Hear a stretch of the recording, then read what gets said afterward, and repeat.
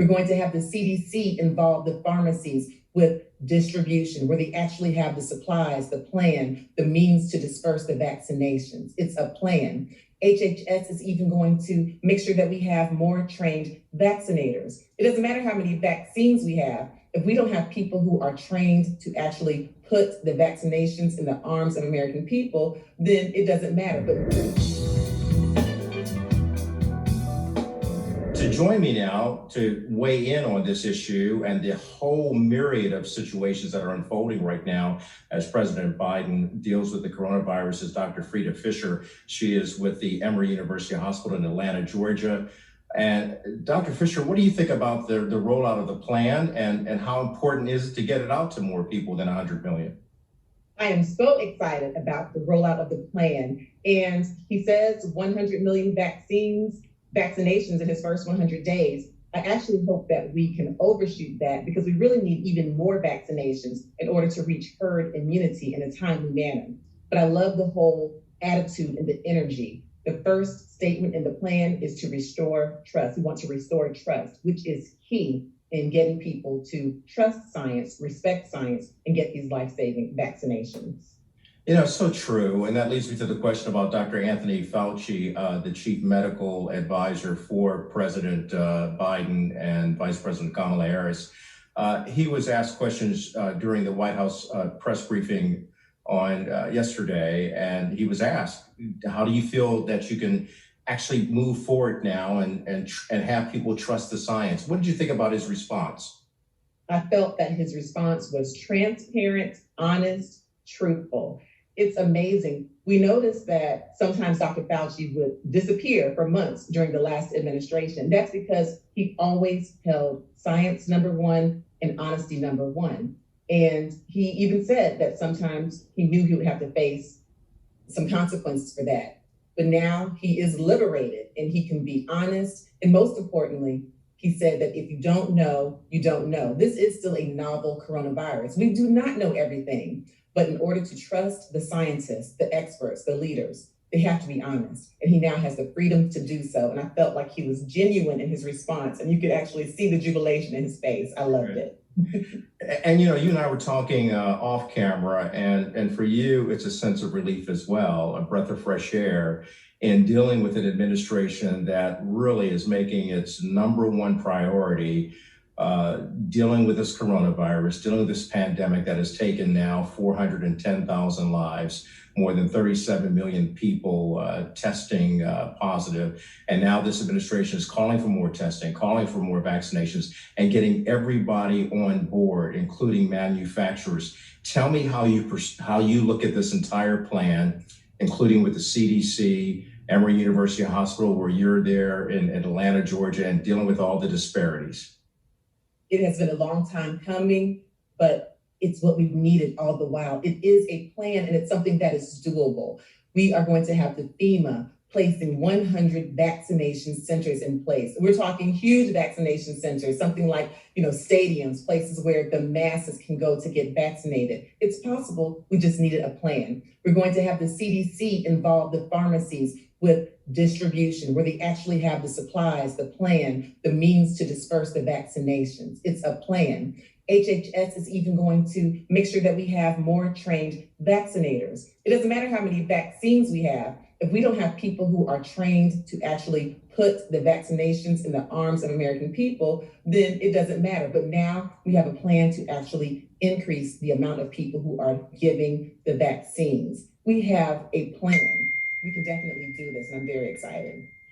Yeah, and you as a health professional, when President Biden announced that he had authorized the Defense Authorization Act, which will compel manufacturers to start getting the necessary equipment, a lot of that equipment is for doctors and nurses and health professionals like yourself to make sure that you're protected, that you're geared up so that you can go into these hospitals that are right now beleaguered and overrun with COVID patients. And it's so bad, Doc, that they sometimes can't get to those with heart attacks and other maladies.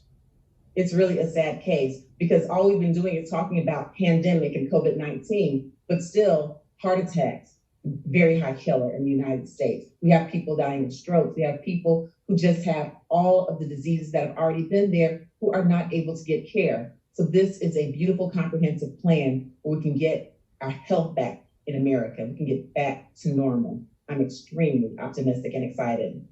You know, I think people are encouraged by hearing what's going on out of the White House. Are also encouraged, I think, listening to you as a health professional who, by the way, has already received vaccinations. When we return from the break, I'd like to talk to you about that because there's still this high level of anxiety and distrust for this vaccine among Black Americans. I'm talking to Dr. Frita Fisher. We'll be back with more after this.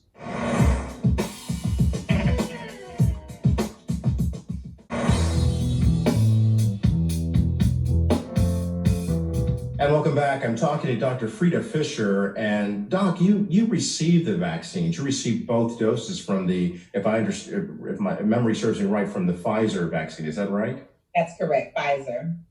And how was that experience for you? I'm so happy, thrilled, and blessed to have received my vaccination. The first dose, I literally did not even feel the vaccination going into my arm. Within the first 24 hours, I had a little soreness of the arm, but that's it. I didn't feel sick at all. For that second dose, which I received 3 weeks after the first dose, that one, I felt it, and I did have a little more soreness in the arm. And then about 12 hours in, I had kind of an achy, tired feeling of malaise, that feeling you get when you think you're about to come down with something, or you think you're about to get the flu. But that passed after just a few hours. And since then, I have felt great. And I should be immune, have a 95% chance of being immune to COVID-19 right about now, a week to anywhere 2 to 3 weeks sometimes. That's how long it takes after the second dose in order to really build that maximum immunity. However, I will continue to wear masks, to socially distance, and to use excellent hand hygiene. My behavior will not change. But yes, I feel awesome having gotten my vaccinations. You know, what you said is really important, though. You've received these vaccinations, the full dose. You're approaching immunity status. At the same time, you're still practicing all of those things that are important: physical distancing, wearing a mask, and washing your hands, with hygiene. What would be your message to Black Americans? Because, within Black American families, you have people who are saying, I'll be the first to sign up to get it. Then you have others who are saying, I'm still not, trusting this. I'm going to wait until, months from now to see how other people do.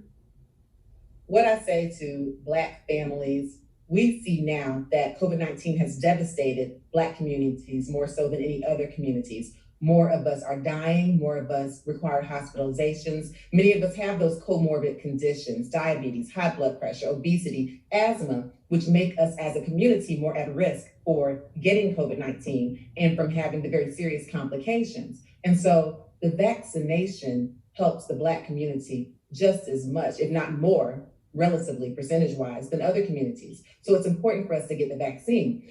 Here's what we must remember, that there's been a lot of distrust, and we've talked about it before, Kelly, with the Tuskegee experiment and with some mistrust that the medical community, quite frankly, we can understand why, the Black community has been distrustful, not just in the past, but in the present. There are many things that happen right now, currently, with health disparities and with the way Blacks as a whole are treated by the medical community. That's real, that's happening, that's now. Those feelings must be validated.